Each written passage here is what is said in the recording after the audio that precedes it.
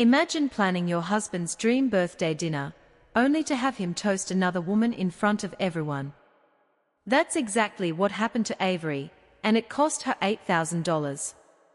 At my husband's birthday dinner, that I paid for, he raised a glass to his work wife, and called her his biggest support. Then he gave me a gift bag with a t-shirt that said, "Divorced and free." Everyone laughed. She leaned over and kissed his cheek. I just sat there, my face burning. I paid for my own humiliation. Then I walked out. 5 minutes later, 87 missed calls. Hook 2 asterisk. But the real shock came when Avery uncovered a secret account her husband had been hiding, while she was skipping meals to pay his bills. "Before we eat this incredible meal my wife paid for," Logan announced, raising his champagne at the birthday dinner I'd spent 3 months planning. "I need to thank the woman who really supports me." My hand froze on my water glass. $8,000. That's what this night cost me. Natalie Brooks, he continued, gesturing to his co-worker in the red dress. "My work wife, and the person who truly understands me." The room applauded. Then he turned to me with a gift bag. That smile I'd once loved, now sharp as glass. And for my actual wife, something special. The t-shirt said, "Divorced and free." Everyone laughed, except me. But that was tonight. This morning, 12 hours earlier, I'd been a different person. A woman who still believed her sacrifices meant something. Before we go further, thank you for reading stories that reveal the real cost of silence. If you believe women deserve financial freedom and respect, subscribe. It's free, and empowers others to reclaim their worth. The alarm had gone off at 5 a.m. Like always, Logan needed his smoothie ready by 7:15, exactly 10 minutes before he left for work. The protein powder alone cost $60. Imported from New Zealand, because the regular kind tasted cheap. I measured it carefully, knowing we had maybe 3 servings left, and payday was still 4 days away. My banking app showed $47 to last until then. While the blender whirred, I checked his shirts. 5 designer button-downs hung in order of the week, each one costing more than my monthly therapy copay I'd cancelled 6 months ago. Tuesday's shirt had a wrinkle near the collar. Logan would notice. He always noticed imperfections in everything, except himself. The iron hissed as I pressed the fabric, remembering my easel gathering dust in the garage. These hands used to hold paintbrushes at dawn, creating landscapes I'd sell at farmers' markets for grocery money. Now they smoothed out wrinkles in $200 shirts for a man who hadn't said thank you in months. "Don't forget the MCT oil," Logan had reminded me last night, as if I'd ever forgotten. $28 a bottle for oil that supposedly optimized his brain function. I wondered what it would optimize for someone who spent their mornings actually thinking. By the time I reached my office, a medical billing company where I processed insurance claims for 8 hours straight, my stomach was already growling. The break room smelled like Linda's leftover Chinese food, making my hunger worse. At noon, I stood in line at the cafe downstairs, calculating $6 for a salad. That would leave $41 for gas, any emergencies, and whatever else came up before Friday. The card reader beeped. That sound, not approved, not denied, but that special beep that means insufficient funds. The cashier, a kid maybe 19, tried again. Same beep. "Maybe try another card," she suggested quietly, but not quietly enough. Behind me, 2 women from accounting exchanged looks. The kind that said they knew exactly why my card was declining. "Oh, I just grabbed the wrong card," I said, my face burning. I'll come back." In the bathroom stall, I ate stale crackers from my desk drawer. The kind they give you with soup, that I'd been saving for emergencies. My phone buzzed with a text from Logan. "Client dinner tonight at Morton's. Don't wait up." Morton's, where appetizers cost $30, where he'd order wine that cost more than our weekly grocery budget, where the bill would go on his corporate card while mine got declined buying lettuce. I texted back, "We need groceries. Can you transfer some money?" His response came 20 minutes later. "Can't right now, in a meeting. We'll figure it out this weekend." This weekend. Always this weekend. This weekend, when he'd suddenly remember an urgent golf game, or a networking event, or another excuse to avoid looking at our finances. My finances, really, since I paid for everything while he saved. Saturday arrived with Emma's wedding dress fitting. My sister stood on the platform, glowing in silk and lace, while Marcus, her fiancé, surprised her with the exact Vera Wang dress she'd been dreaming about, but said was too expensive. "You deserve everything," he told her, and meant it. I twisted my bare ring finger under the fluorescent lights. Emma noticed, of course. Sisters always notice. "Where's Grandma's ring?" she asked during a break. "The one with the sapphires." "Getting it resized," I lied. The ring had been gone for 3 weeks, sold to a pawn shop to cover Logan's car insurance. He'd forgotten to pay it, and letting it lapse would look bad to his firm. Emma studied my face. "Avery, are you okay?" "Really okay." "Logan's birthday is tomorrow," I said, changing the subject. "Big party at Le Bernardine." "Fancy. How many people?" 25. Her eyebrows rose. "That's going to cost a fortune, $8,000, to be exact." Money I didn't have. Money I'd pulled from my emergency fund. The last safety net I had. But Logan had insisted. His 35th birthday had to be memorable, had to impress the partners at his firm, had to show everyone how successful he was. That night, after Logan fell asleep at 11 p.m., I sat at our kitchen table with my laptop, moving money I couldn't spare into an account that would be empty by tomorrow. The Michelin star restaurant wanted another $2,000 for wine pairings Logan had added without asking me. My reflection in the dark window looked like someone I didn't recognize. Hollow eyes, tight jaw, the face of a woman who'd forgotten what her own dreams looked like. I created a spreadsheet of dietary restrictions for people I'd never met.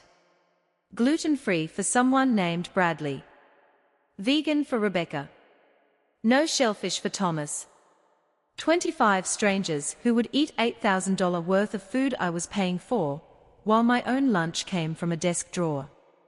My phone screen showed 11:47 p.m. In 24 hours, I'd be sitting at that restaurant, smiling and playing the perfect wife. I didn't know yet that in 24 hours and 13 minutes, I'd be walking out with a t-shirt that said "divorced and free," my phone exploding with calls, my marriage ending with the same public spectacle it had been sustained by. But at that moment, I just stared at the credit card I was about to max out, and wondered how many more times I could disappear into someone else's life before I completely vanished from my own. The morning sun had barely shifted to afternoon when my phone rang. Le Bernardine. The restaurant manager's voice was professionally apologetic, explaining that Mr. Harrison had called to add premium wine pairings to tonight's dinner. Another $2,000. "We'll need payment confirmation before service," she said. I sat on the edge of our bed, still in my robe, the emerald dress hanging on the closet door like an expensive ghost. Logan was in the shower, singing off-key to whatever was trending on his workout playlist. $2,000 more, on top of the $6,000 I'd already hemorrhaged. My first credit card company put me on hold for 12 minutes. The hold music was some jazzy version of a pop song, cheerful and mocking. When the representative finally answered, her voice had that practiced sympathy they must teach in training.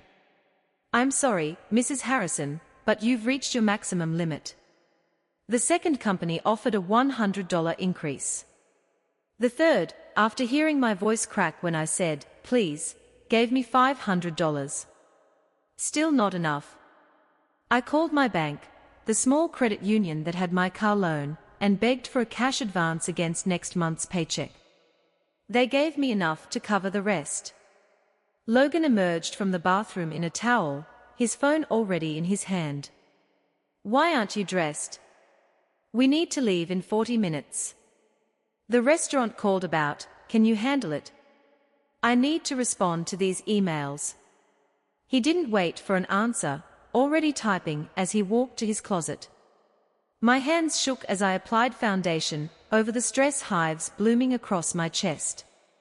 The expensive concealer, a birthday gift from Logan's mother, who'd mentioned I looked tired at last year's holiday party, couldn't quite hide the red patches. My fingers fumbled with the mascara wand, leaving a black smudge under my eye that took 3 cotton swabs to fix. You're taking forever, Logan called from the bedroom. People are already heading to the restaurant. The emerald dress zipped up with difficulty. I'd lost weight over the past few months, not from trying, but from skipping meals to save money. Yet somehow, the dress felt tighter. Stress, probably. Everything felt constricting lately. The pearl necklace sat in its velvet box on my dresser. My grandmother's pearls, the ones she'd worn to her own wedding in 1952, the ones my mother had worn to hers, the ones that were supposed to be worn to mine, except I eloped with Logan at City Hall because a wedding was an unnecessary expense. My fingers traced the smooth spheres before clasping them around my neck. They were the last valuable thing I owned that hadn't been sold, pawned, or sacrificed. The ride to the restaurant took 20 minutes in Logan's BMW, the one I made payments on while driving my 10-year-old Honda.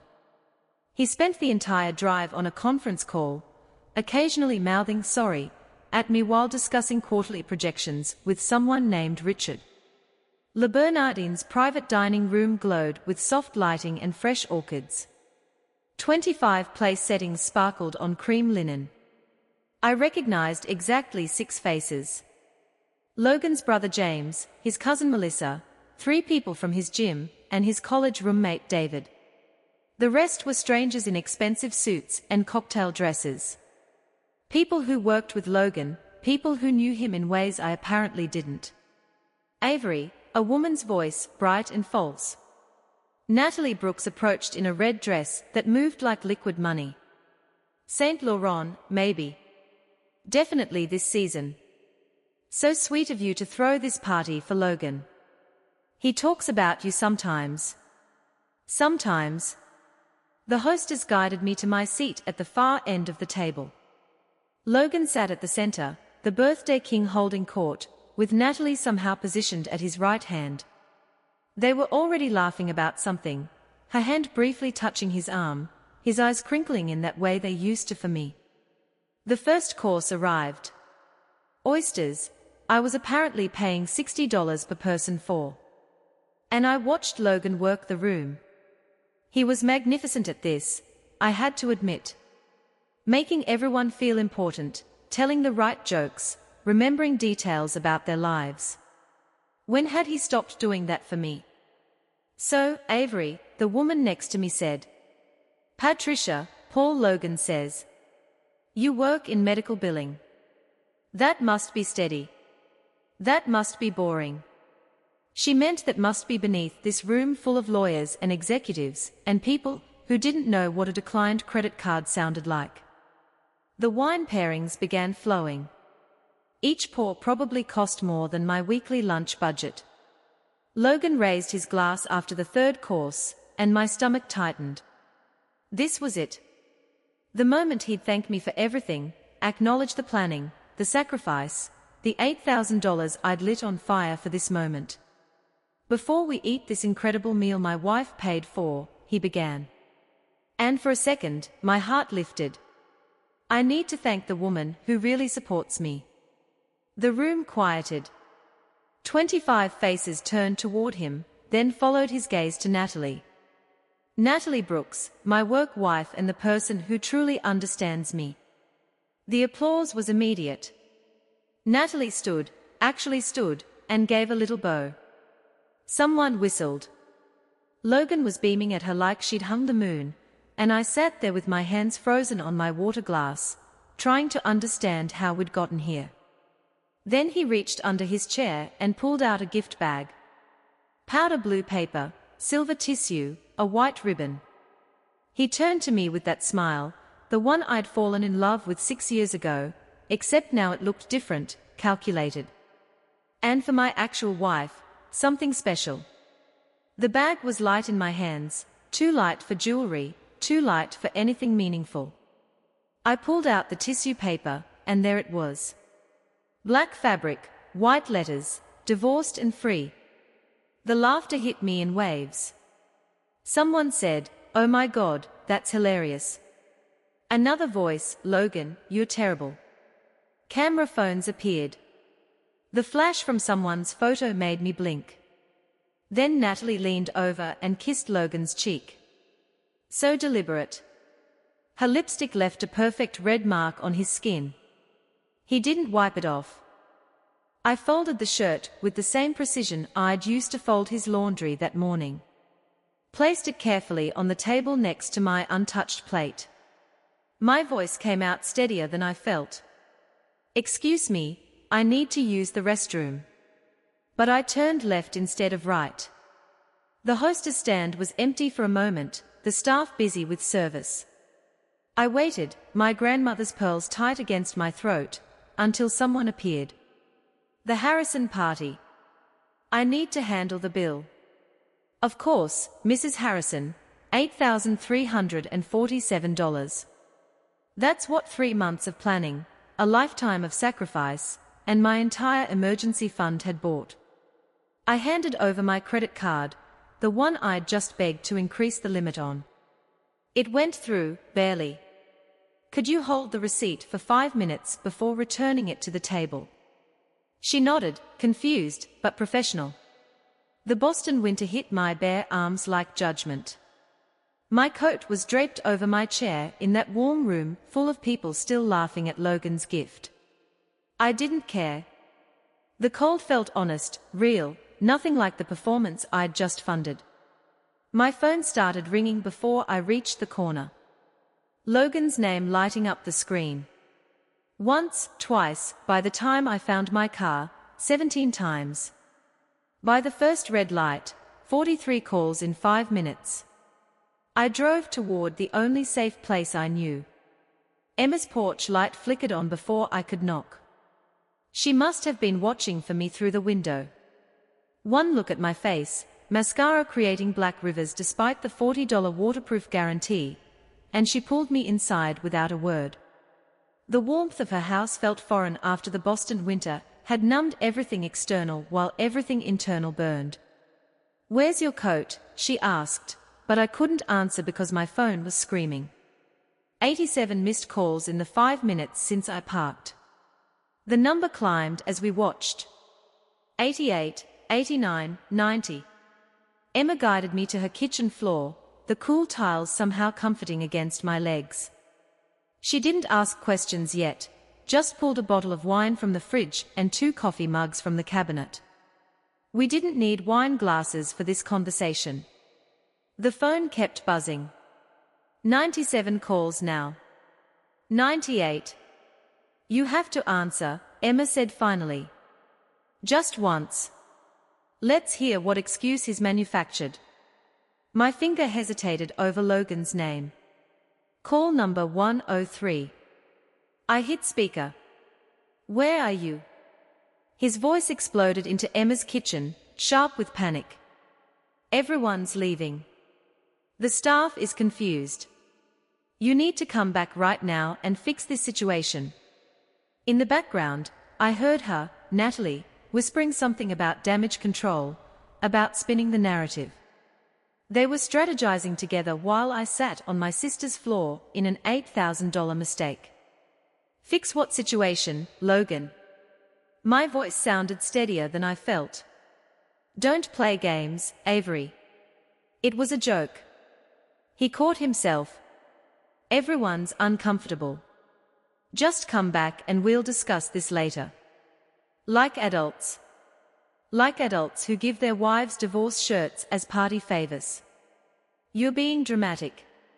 You always do this. Make everything bigger than it needs to be. Emma grabbed the phone from my hand. She's done talking to you tonight, Logan. Try again when you've figured out what you actually did wrong. She hung up and immediately blocked his number on my phone. There. Now drink. The wine tasted like copper pennies and bad decisions. We sat there until 2 a.m., Emma occasionally checking my phone as texts flooded in from unknown numbers. Logan's brother calling me selfish. His mother saying I'd ruined his special day. Even Natalie had the audacity to message, "Real wives support their husband's sense of humor." Marcus found us the next morning, still on the kitchen floor, empty wine bottle between us. He took in the scene, my ruined makeup, the emerald dress now wrinkled beyond repair, Emma's protective fury, and simply said, "Let me make coffee. Then we need to talk about your finances." An hour later, my entire financial life was spread across their dining table like evidence in a fraud investigation. Marcus had brought home his work laptop and a box of color-coded highlighters. He'd requested 3 years of bank statements, credit card records, even the Venmo transactions I'd forgotten existed. "This is going to be hard to see," he warned, uncapping a yellow highlighter. Yellow meant Logan's car payments. $480 monthly for 36 months. Pink showed his clothing purchases. Brooks Brothers, Hugo Boss, Nordstrom. $17,000 in 3 years. Green marked dinners out, always at restaurants I couldn't afford, but he insisted were necessary for networking. This one, Marcus pointed to a blue highlighted section. His gym membership, $200 a month for that CrossFit place downtown. "You've been paying it for 2 years.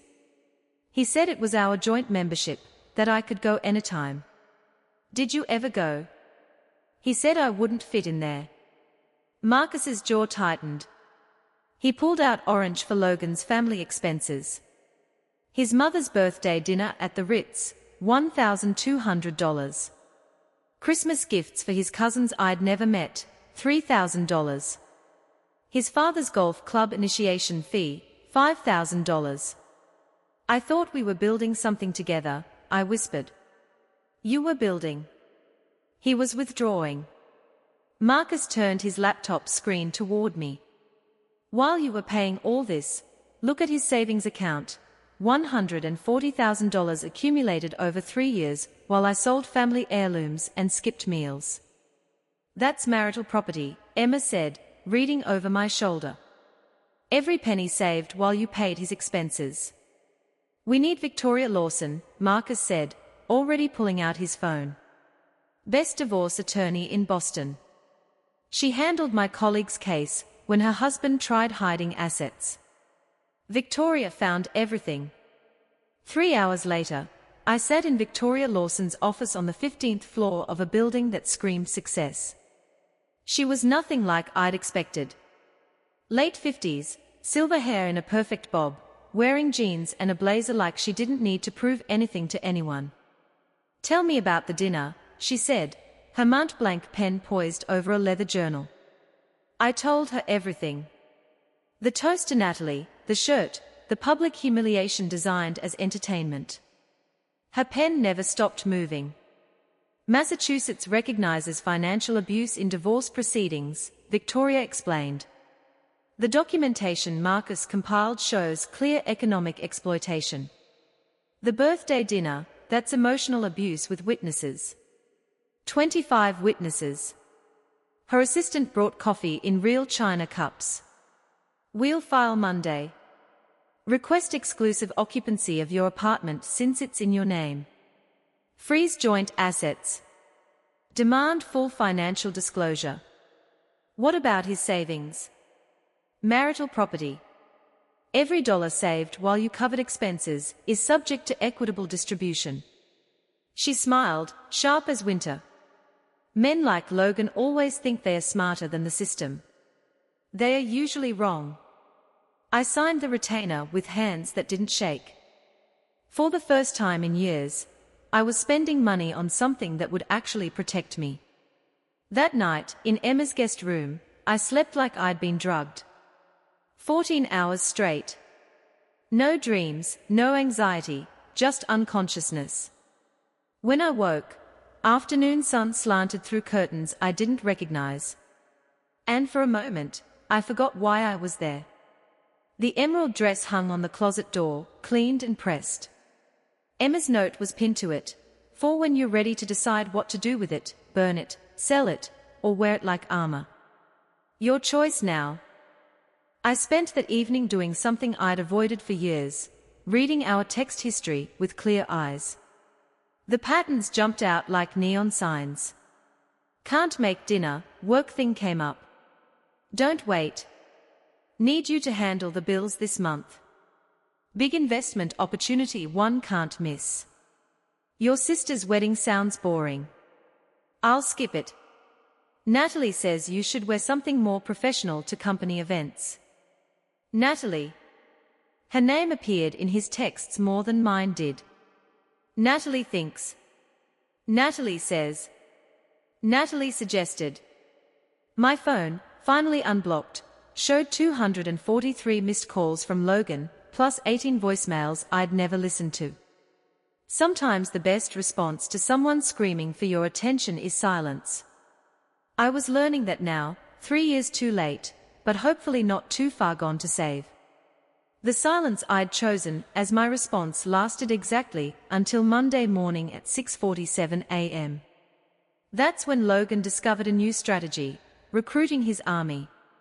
His mother's voicemail came first, her cultured Connecticut accent dripping disappointment. Avery, I'm shocked by your behavior. Logan called me in tears. Actual tears. To abandon him at his birthday celebration over a harmless joke. This isn't the daughter-in-law I thought I knew. Marriage requires forgiveness, dear. Call him.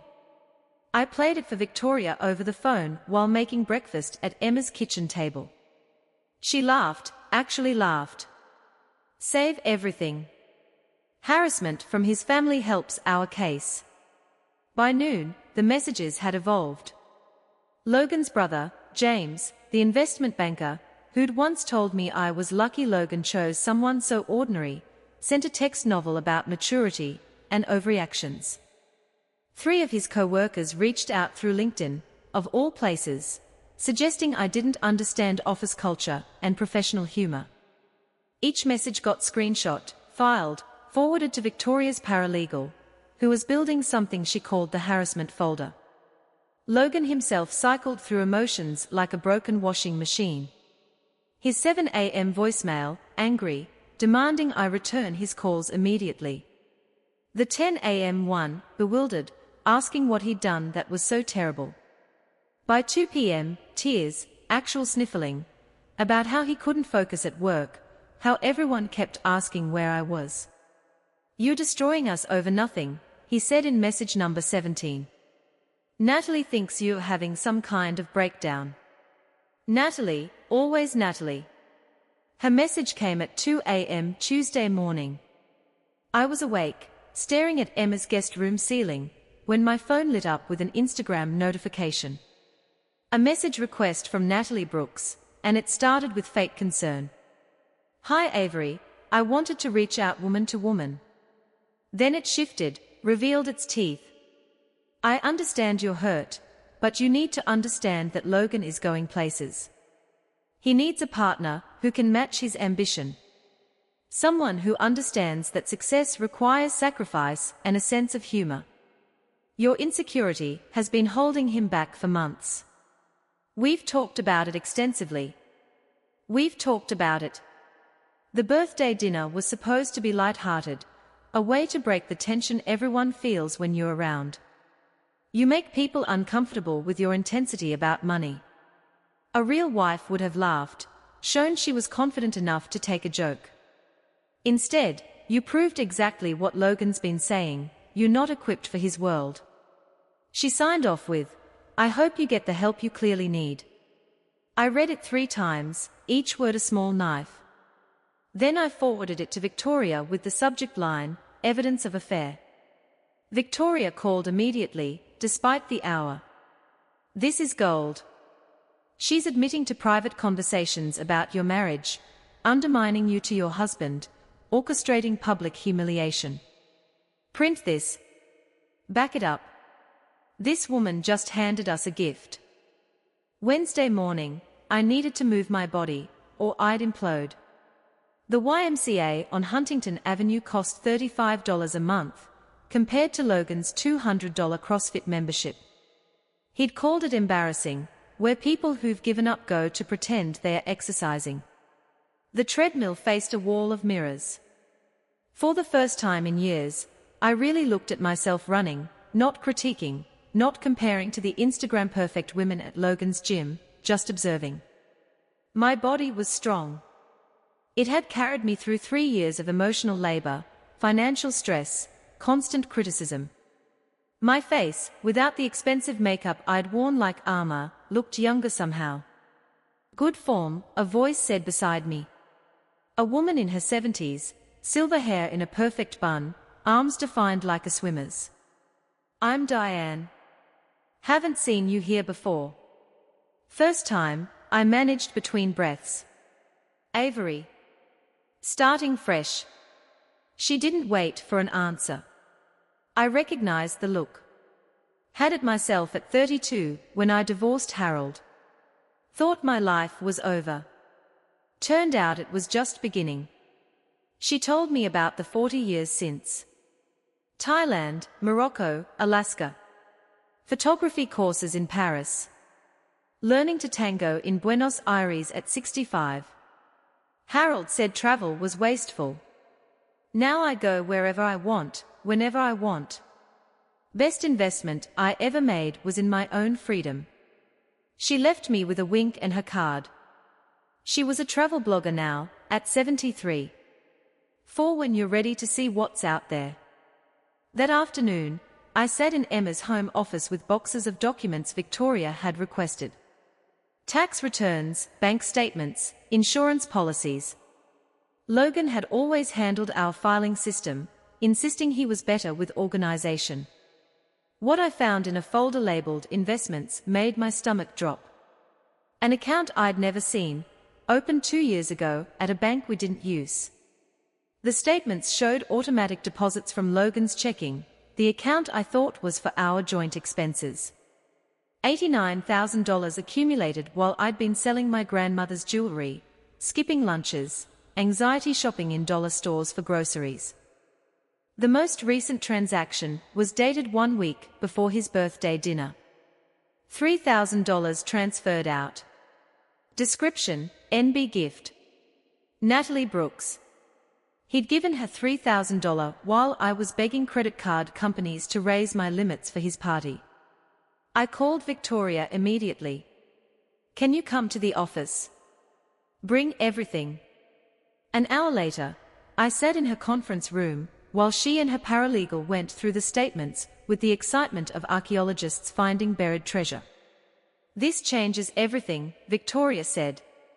He's been deliberately hiding assets while watching you go into debt. The transfer to Natalie, either he's paying her for something, or it's proof of an inappropriate relationship. Either way, it's financial infidelity on top of everything else. Logan called while we were documenting everything. Victoria grabbed my phone. Let me. She put it on speaker. Mr. Harrison, this is Victoria Lawson, Mrs. Harrison's attorney. All communication needs to go through legal channels now. Her attorney. Are you serious, Avery? Over a joke. Mr. Harrison, I'm advising you to get counsel.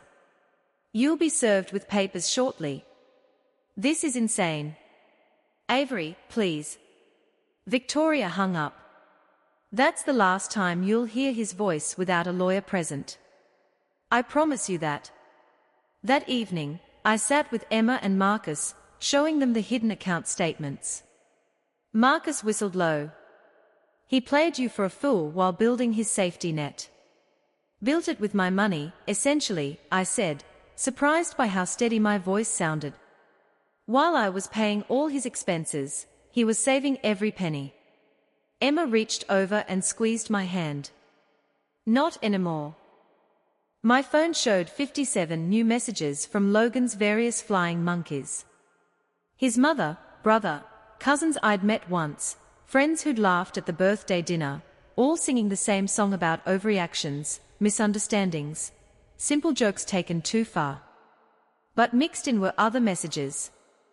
Women who'd heard about what happened through the Boston Gossip Network.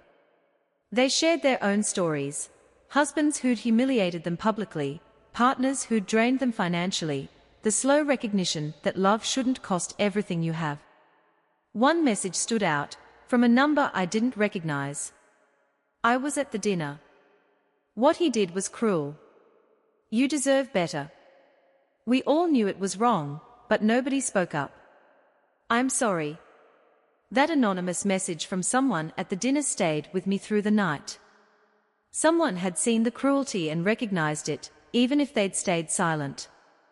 It made what came next feel less like revenge, and more like justice. Victoria called Thursday morning with barely contained glee. Tomorrow at 10 a.m., the weekly partner meeting at his firm. Everyone will be there. You're sure about this? Public humiliation deserves a public response. Besides, Massachusetts law requires personal service. We are just ensuring it happens at an opportune moment. The process server Victoria hired looked like everyone's grandmother. Grey hair and soft curls, cardigan with cat buttons, the kind of face that got waved through security without question. Her name was Dorothy, and she'd been doing this for 30 years. Don't worry, honey, Dorothy told me over the phone. I've served papers to bigger fish than your husband. They all react the same way, like they never thought consequences would find them. I couldn't sleep Thursday night, knowing what would happen in the morning. At 3 a.m., I gave up and opened my laptop. The cursor blinked at me from a blank page, and suddenly, words started pouring out. The real cost of love, I typed as the title. Then I wrote about the $47 in my checking account while paying for his smoothie ingredients. About my card declining on a $6 salad while he ate client dinners on the company card. About selling my grandmother's ring to pay his car insurance. About $8,000 for a birthday dinner where I was the punchline. I wrote about financial abuse disguised as partnership, about women who fund their own erasure, about the moment you realize you've been paying someone to diminish you.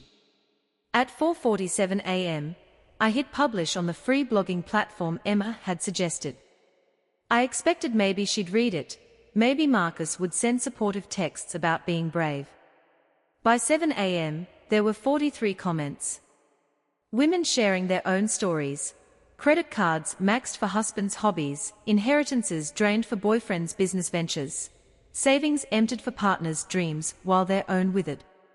By noon, after Dorothy had done her work, there were 300 comments. The post had been shared 200 times. My phone buzzed with notifications. I didn't understand what a retweet was. Why were strangers following me? But first, Dorothy's report. He was mid-presentation when I walked in. PowerPoint about quarterly projections still on screen. I announced divorce papers for Logan Harrison, clear as day. He went white, then red, then tried to say there was a mistake. That's when his colleague pointed out I was holding legal documents, not a birthday telegram. Was she there? Natalie, sitting 3 seats from him, went pale as a ghost when I said divorce. Security escorted me out, very politely, but not before everyone got a good look. That office will be talking about this for months. Tuesday evening, 5 days after the birthday dinner, Logan showed up at Emma's house. I saw him through the peephole, suit wrinkled, hair uncombed, holding carnations from the grocery store, the kind that cost $4.99 and come wrapped in cellophane. Emma stood behind me. You don't have to answer. I know. But I opened the door anyway, staying behind the screen. My phone was already recording in my pocket. Avery. His voice cracked on my name. Please, we need to talk. So talk. He launched into what felt like a rehearsed speech. Started with tears, actual tears, about how he'd never meant to hurt me. Shifted to anger about the scene at his office, how I'd humiliated him. Then bargaining, promises of counseling, of change, of doing better. I'll go to therapy, he said. Couples counseling, individual therapy, whatever you want. What I wanted was a partner who didn't need therapy to learn not to humiliate me. It was a joke, he said. Natalie said, he caught himself, but the damage was done. Natalie said what, Logan? His face shifted through several expressions before landing on defensive. She understands me. She gets my humor, my ambition. You've always been so serious about everything. So worried about money, about appearances. I worried about money because I was funding your entire life while you saved every penny. That's not, in a secret account, with transfers to Natalie. His mouth opened, closed, opened again. You went through my private documents. Our financial documents, for our divorce lawyer. He stepped forward, and I stepped back, keeping the screen door between us. Avery, please don't do this. You're destroying everything over one bad night. No, Logan, you destroyed everything. I'm just refusing to pay for the cleanup. Emma appeared beside me. You need to leave. Now, or I'm calling the police. He looked between us, his face cycling through manipulation tactics like a slot machine, looking for the winning combination. Finally, he placed the carnations on the porch, still in their cellophane wrapper, and walked away. Wednesday morning, Victoria forwarded me an email with the subject line, Christmas came early. Someone had sent my blog post to Logan's HR department. Attached was a note, this describes an employee at your firm. The birthday dinner mentioned involved another employee, Natalie Brooks. Thought you should know about potential workplace inappropriate conduct. By afternoon, Logan's company had launched an investigation.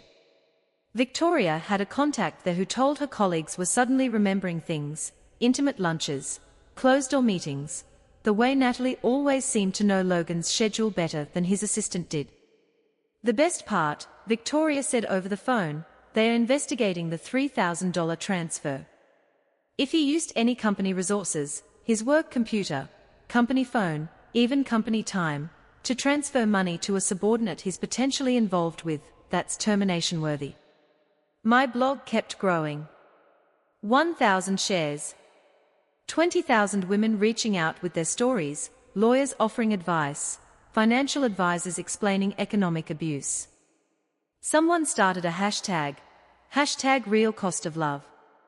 Thursday, a message from an unexpected source. Logan's cousin Melissa, who'd been at the birthday dinner. I should have said something that night. We all knew it was wrong, but Logan's always been the golden boy in the family, and everyone just goes along with whatever he does. I'm sorry. You deserved better. We all knew it, and we stayed silent. That's on us. By Friday, a week after the dinner that changed everything, my life had split into before and after. Before, I was invisible, funding someone else's life while mine disappeared. After, I was awake, aware, and finally fighting for myself. Logan had called 347 times total since that night. I'd answered once. The number felt significant somehow. 347 attempts to regain control.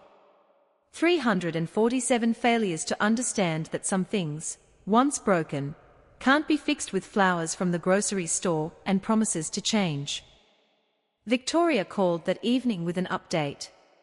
His lawyer reached out. They want to negotiate. Seems the HR investigation isn't going well for him. What do they want? What they want doesn't matter. What matters is what you're entitled to. And honey, that's a lot more than they want to admit. I sat in Emma's guest room that night, reading through the comments on my blog. Each woman sharing her story of financial manipulation, emotional abuse, public humiliation transformed into private survival. We were building something together, a chorus of voices saying the same thing: we deserve better. We are worth more than the bills we paid and the dreams we funded. The mediation room smelled like leather and disappointment. Victoria's conference room table stretched between two worlds. Logan and his lawyer on one side, Victoria and me on the other. 2 weeks had passed since the birthday dinner, and here we sat, determining the price of 3 years of marriage. Logan's lawyer, a man named Richard Steinberg, who wore cufflinks worth more than my monthly salary, slid a paper across the table with the confidence of someone who'd never lost. "My client is prepared to be generous," he began, his voice smooth as oil. "Mrs. Harrison keeps her personal belongings and her debt. Mr. Harrison retains his savings, accumulated through his hard work and financial discipline." Logan actually nodded, like this made perfect sense. He was wearing his best suit, the charcoal one I'd bought him for last Christmas with money I didn't have. "I earned that money," Logan said, looking directly at me for the first time since we'd entered the room. "Every penny came from my salary." Victoria didn't even blink. She reached into her leather portfolio and pulled out Marcus' forensic accounting report, bound and tabbed like evidence in a murder trial, which in a way, it was evidence of the murder of my financial security. $127,000, she said, sliding it across the table. "That's what Mrs. Harrison paid in Mr. Harrison's expenses over 3 years. With interest calculated at market rate, it's closer to $135,000. She flipped to a tabbed section. "Car payments, insurance, clothing, meals, gym membership, family gifts, even his mother's birthday dinners. All paid from Mrs. Harrison's income, while Mr. Harrison saved his entire 6-figure salary." Richard Steinberg's face didn't change, but Logan's did.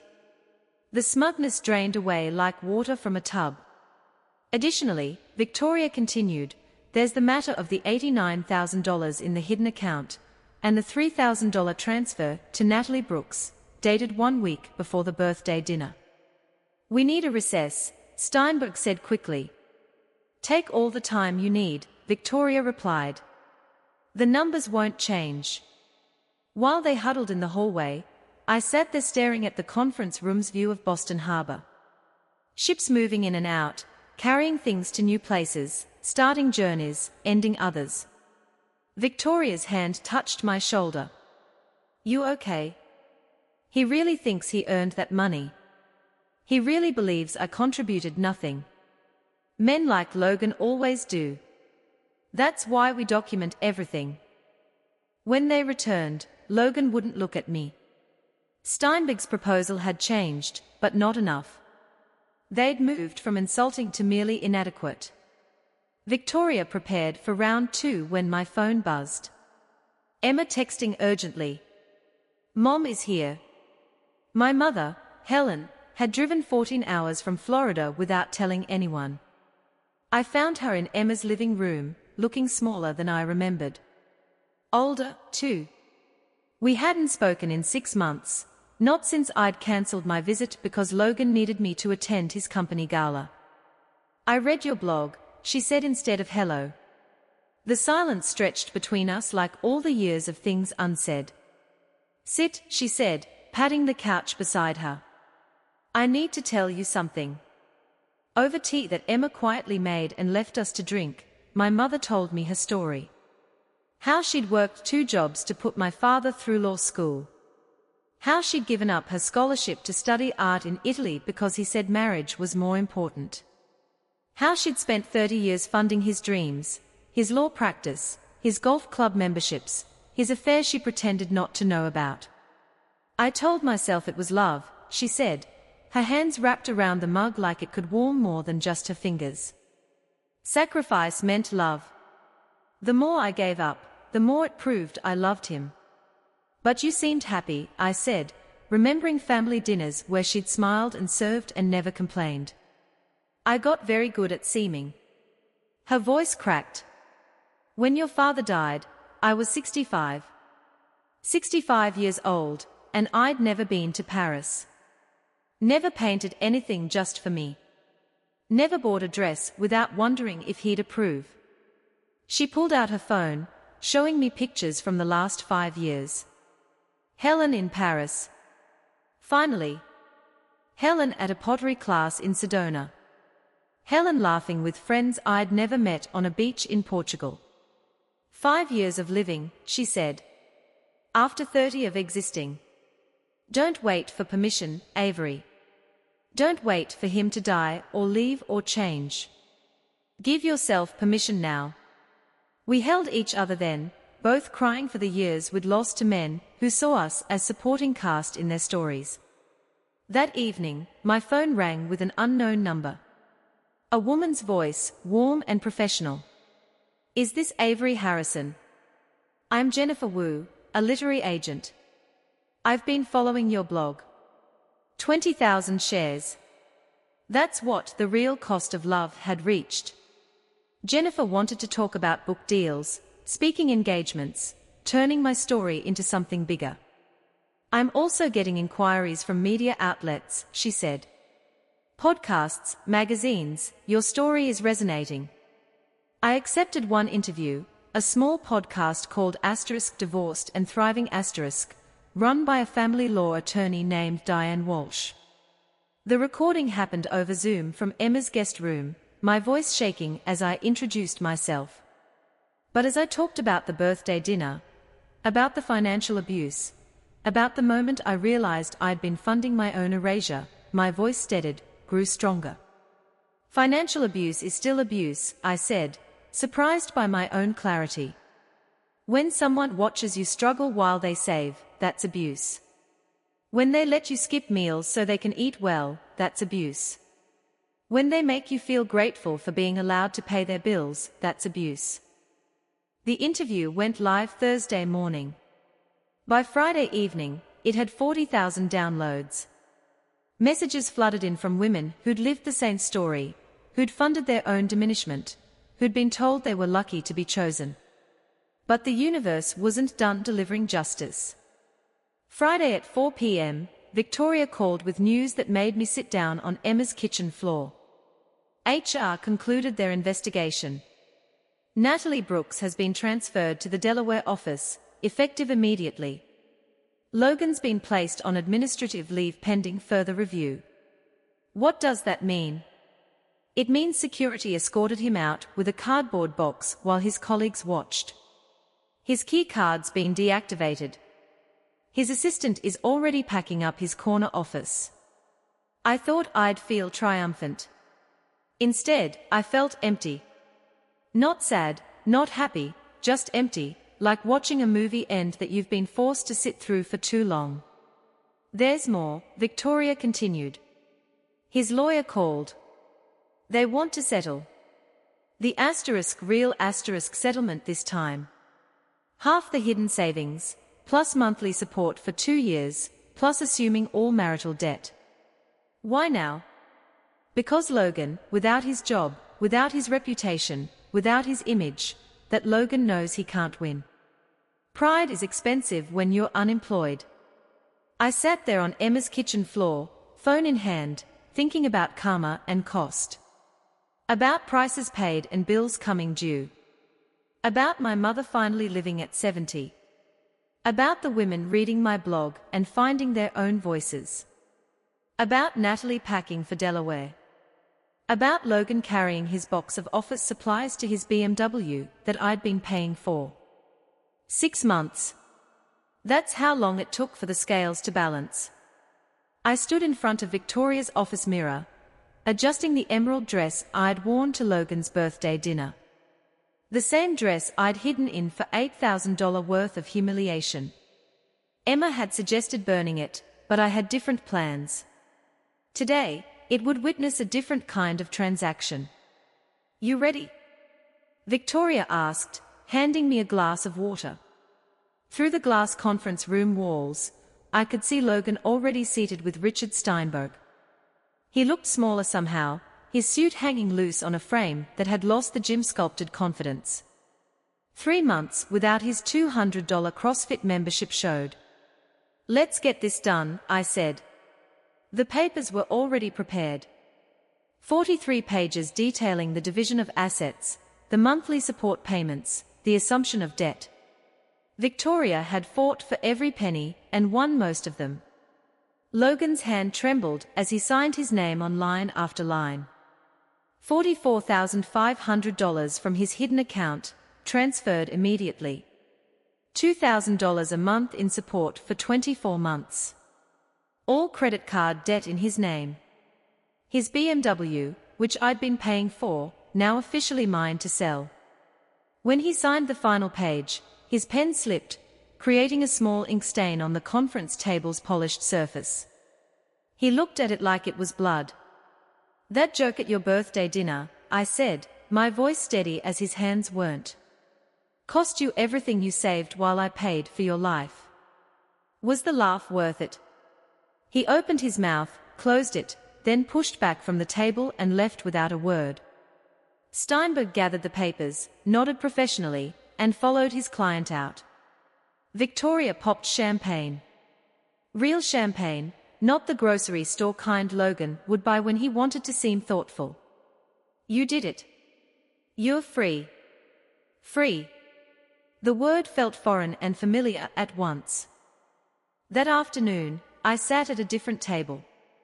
My old kitchen table in the apartment Logan had called embarrassing, the one he'd said was too cheap for entertaining, with its wobbling leg I'd fixed with a folded newspaper. Jennifer Wu had sent over the publishing contract for my book, *The Cost of Leaving, a Financial Survivor's Guide star. The advance was $90,000, more than Logan made in a year at the job he no longer had. I signed it with the same pen I'd used for all those credit card receipts, the one that had signed for his birthday dinners, his suits, his gym membership. Now each stroke of ink was building my future instead of financing his comfort. My phone rang as I was addressing the envelope to send the contract back. The caller ID showed Le Bernardine, the restaurant where everything had shattered. "Mrs. Harrison, this is James, the general manager. I heard about what happened during the birthday dinner you'd hosted with us." My stomach tightened. How the stories made rounds in our industry. We pride ourselves on creating meaningful experiences, and to learn that our venue was used for, he paused, choosing words carefully. Such a cruel situation disturbs us greatly. He offered something I hadn't expected, a complimentary dinner for my book launch, the same private room, a chance to rewrite the memory. "That's very kind," I said, meaning it. "But I only invest in experiences that invest in me now." That room, that restaurant, it served its purpose. It taught me what I was worth in his eyes, and more importantly, what I'm worth in mine. "I understand completely. Would you allow us to make a donation to a charity of your choice instead?" We agreed on a women's financial literacy program, something good from something awful. 3 weeks later, on a Thursday evening that felt heavier than it should, I heard footsteps on my apartment stairs. Familiar footsteps, the slightly uneven gait Logan had from an old soccer injury he loved telling stories about. I looked through the peephole. He stood there in jeans and a wrinkled t-shirt, looking nothing like the man who'd worn designer suits I'd paid for. His eyes were hollow, shadowed. He'd lost more weight. I opened the door, but left the chain on. "What do you want, Logan? Can we talk, please?" "We have nothing to talk about." Natalie left. The words came out like a confession at gunpoint. The second my money ran out, she transferred back from Delaware. Said I wasn't who she thought I was. Said I didn't have the ambition she'd been attracted to. I said nothing. His pain wasn't mine to soothe anymore. "Are you happy?" he asked suddenly, his voice raw. "Are you happy that you destroyed my life? My career, everything I built?" "Everything you built," I repeated, tasting the irony. "With whose money, Logan? Whose sacrifices? who skipped meals and sold jewelry and maxed out cards. I made mistakes. You made choices. Now you're experiencing consequences. That's not me destroying your life. That's your life catching up with you. He leaned against the door frame, like he might collapse. I loved you, you know, in my own way. Your way involved publicly humiliating me while I paid for the privilege. That's not love, Logan. That's exploitation with anniversary dinners. So that's it. 3 years, and this is how it ends. This is how it ended 6 months ago. You're just now arriving at the conclusion I'd already reached. I started closing the door. Goodbye, Logan. Avery, wait. I closed the door on his words, on his presence, on the whole suffocating history of us. Through the peephole, I watched him stand there for another minute before finally walking away, his shoulders curved inward like parentheses around nothing. My phone buzzed.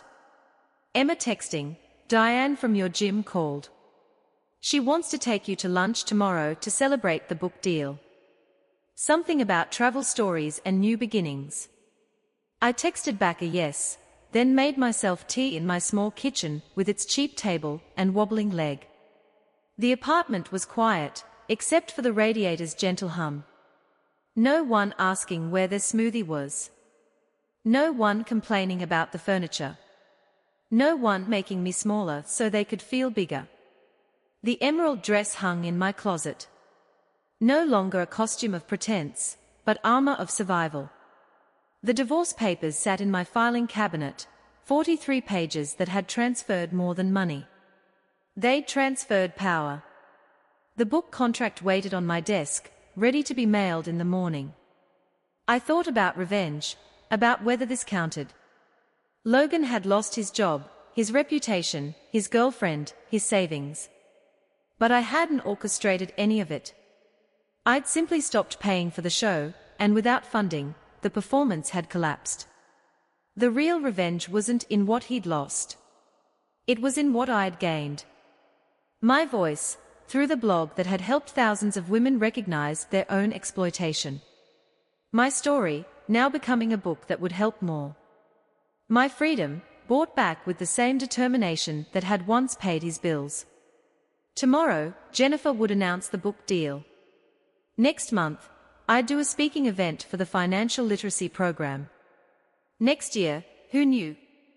Maybe I'd finally take that art class my mother never got to take. Maybe I'd travel to Paris before 70. The tea was perfect, not too hot, not too sweet, exactly how I liked it. No one else's preferences to consider. No one else's tastes to accommodate. The morning of my first book tour stop, I stood in the bathroom of my apartment, brushing teeth that no longer ground together from stress. 8 months had passed since Logan walked away from my door. 8 months of rebuilding that started with tea for one and led to this. Speaking at Porter Square Books to 200 women who'd pre-ordered * the cost of leaving star. The bookstore's event space overflowed with folding chairs. Women of every age filled them. Some clutching their own divorce papers. Others holding hands with friends who'd dragged them here. A few with teenage daughters. They wanted to hear this message before they needed it. I opened to chapter 3, the birthday dinner chapter. My hands steady on the podium. He handed me a t-shirt that said, "Divorced and free," while 50 people laughed. I read, my voice carrying to the back row. I'd paid $8,000 to become the punchline of his joke. No one laughed here. Several women wiped their eyes. After the reading, the line stretched around the store. Each woman had a story. Rebecca showed me bank statements, where she'd paid her boyfriend's law school loans, while he complained about her cooking. Diane brought screenshots of Venmo requests from an ex who'd itemized their dates, but never offered to pay. Margaret, 73, simply pressed my hand and said, 40 years too late for me, but not for my granddaughter. We weren't just sharing stories anymore. We were building something, a network of understanding that financial abuse wasn't about money. It was about power, diminishment, the slow erosion of self-worth, transaction by transaction. 2 weeks later came Emma's wedding. She'd insisted on a small ceremony, just family and close friends. Nothing like the production Logan would have demanded. I stood beside her as maid of honor, wearing a sapphire dress I'd bought with my own money. Not on sale, not on credit. Just walked into Nordstrom and paid full price, because I wanted it. Marcus waited at the altar, tears already streaming before Emma even appeared. This was what Logan never understood. Real strength meant being vulnerable with your partner, not performing vulnerability at their expense. When it came time for my speech, I didn't tell jokes or embarrassing stories. I talked about partnership. Emma and Marcus show us what support really looks like, I said, catching Emma's eye as she held Marcus's hand. Not one person being the ladder while the other climbs, but two people lifting each other higher. Not one person funding dreams while theirs die, but two people investing in a shared future. I looked at Marcus. Thank you for seeing my sister as an equal, not an accessory. For understanding that her success doesn't diminish yours, for never making her smaller so you could feel bigger. Emma was crying, but they were different tears than the ones she'd shed on her kitchen floor 8 months ago. These were tears of joy, of recognition, of seeing love that multiplied instead of divided, to partnerships that make us more ourselves. I raised my glass to partnerships that make us more, not less. My apartment had transformed over the months. The wobbling kitchen table now held fresh flowers I bought myself every Friday. The walls displayed my own artwork, watercolors I'd finally returned to painting at 5 a.m., that sacred time that belonged to me again. Above my desk hung the birthday gift that changed everything, the divorced and free t-shirt, professionally framed with museum glass. A small brass plaque beneath it, the gift that gave me back my life.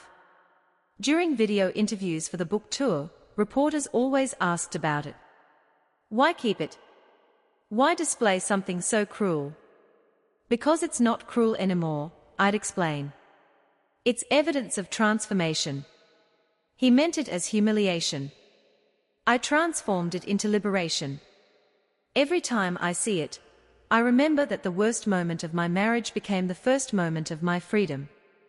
One interviewer, a woman named Patricia with knowing eyes, said, "You've reclaimed the narrative."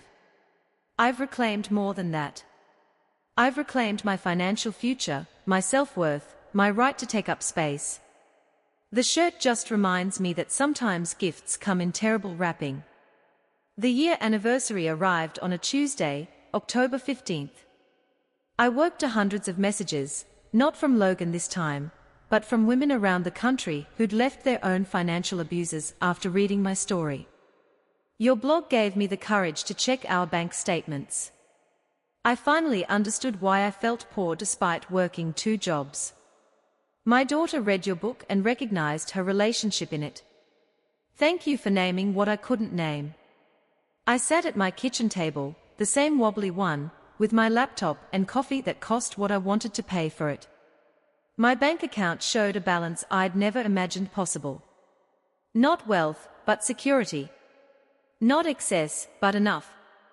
Enough to say no, enough to say yes. Enough to choose. Jennifer had called the night before about the second book. Publishers wanted more, wanted to go deeper into the recovery, the rebuilding, the reclaiming. The cost of staying would explore why we remain in financial abuse, why we fund our own diminishment, why we mistake sacrifice for love. My phone buzzed. Diane from the gym, now a close friend, texting about our planned trip to Montreal next month. My mother sending photos from her art class in Sedona, finally painting at 71. Emma sharing ultrasound images, I'd be an aunt in 6 months. Life was happening. Real life, not the performance I'd funded for 3 years. That evening, I pulled out my journal and wrote, 1 year ago, I paid $8,000 for a dinner that ended my marriage. Today, I understand it wasn't a loss. It was an investment.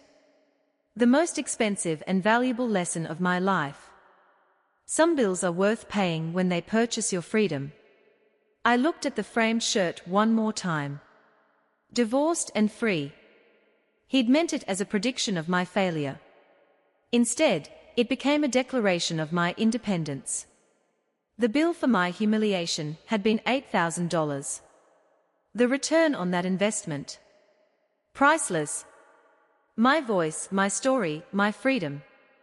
None of it would have emerged without that terrible night, when I learned the real cost of love wasn't what you paid to keep it. It was what you paid to leave it behind. My phone showed another message, this one from a woman in Oregon whose husband had just handed her a joke gift at their anniversary dinner. She was sitting in her car, crying, wondering what to do. I wrote back, drive to somewhere safe. Tomorrow, you start documenting everything. Tonight, you just need to know this isn't your fault, and you're not alone. The sisterhood of the financially free grew by one more. The bill for my education had been paid in full, and now I was helping others recognize the price tags on their own lives. Some bills, I'd learned, were meant to be torn up. Others were meant to be paid once and never again. $8,000, 87 missed calls, 1 t-shirt, 0 regrets. The check had finally, fully, completely cleared. This story of financial revenge had you cheering for Avery. Hit that like button right now. My favorite part was when she walked out of that restaurant after secretly paying the $8,000 bill, leaving Logan to panic about the receipt. What was your favorite moment? Drop it in the comments below. Don't miss more empowering stories like this. Subscribe and hit that notification bell so you never miss an upload.